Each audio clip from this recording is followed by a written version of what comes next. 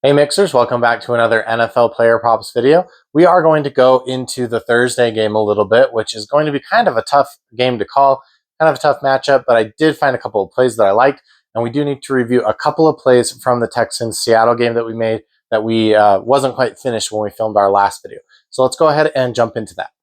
All right, guys, so we had bet on Nico Collins for a touchdown, plus 145. He ended up leaving the game, I think, early in the fourth quarter, and then Jalen Knoll was the guy who was targeted in the red zone. He had a couple of, uh, Jaden Higgins was the one that was targeted in the end zone.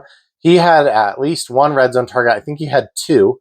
So we almost hit that plus 600 on Jaden Higgins, but he just could not catch it. And it wasn't necessarily all his fault. Part of it was his fault, but CJ Stroud was also to blame a little bit there, and give the Seattle Seahawks some credit as well. And then Jalen Knoll actually had like 77 yards receiving. So even though his touchdown was plus 1,300, that ended up not being as crazy of a bet as we thought, because Nico Collins left in the early fourth, and Jalen Knoll almost caught a touchdown. I think he caught a ball about a couple yards from the end zone and ended up going down. So that was a little bit frustrating.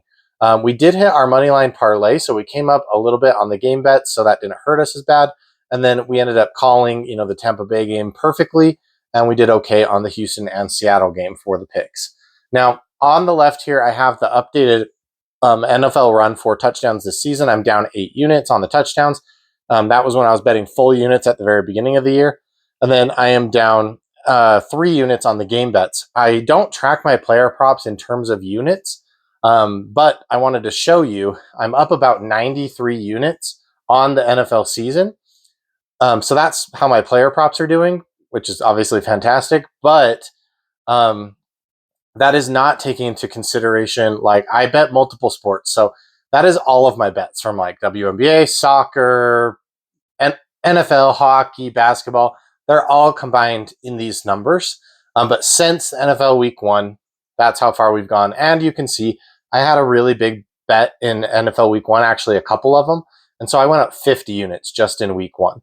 But this past week, week 7, we went up about 11 units. So we lost a unit on the touchdown, a unit on the game bets, and then went up 11 units on the player props. So I just wanted to throw that up there because some people don't get to see that. Obviously, it's behind the scenes. You just get to see my player prop hit rate, but you don't get to see how many units I'm making on those player props. All right, so jumping into the bets for Thursday Night Football, I like to go back to this first 2 receptions prop, but this time we're taking it under. We're going to go Keenan Allen under 18.5 receiving yards in the first 2 receptions. He has done this once against Washington, the Commanders, in the past 5 games. So other than that, he has been under, but he has been close to this line. So it's not going to be an easy win. We're just betting on him catching 2 quick underneath passes, short, getting tackled right away. His ADOT is 7.9, and he's averaging 2.2 yards after the catch per reception.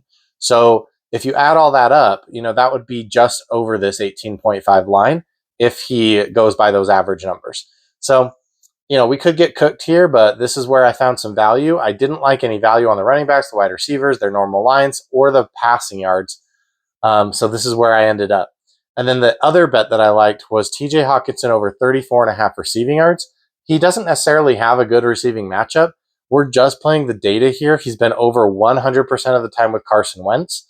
Those first 2 games were with JJ McCarthy. Ever since Wentz took over, he's been over this line. Also, his receptions line is set at 3.5 and juiced over. So he's expected to get about 4 catches, maybe 3 to 4 catches. And if he does get 4 catches, the likelihood of going over this line is, I think, pretty good, because he should have 40 to 45 yards if he gets 4 catches. He did have 78 yards in one head-to-head game from 2 years ago, which was a home game for them. And this is not a home game for the Vikings. They are traveling to California for this one. So short video today, guys. So those are the 2 best bets that we have. Since we only have 2 best bets for this video, any commenter that comments anything they want under this video will be automatically entered if these 2 best bets hit for the cash giveaway for this video. If you haven't seen my NBA content, I have a video out for Tuesday NBA props for tonight, Wednesday NBA props, and then I also have some season-long NBA props. And then if you missed the football video for week 8, I went over every game side total and spread.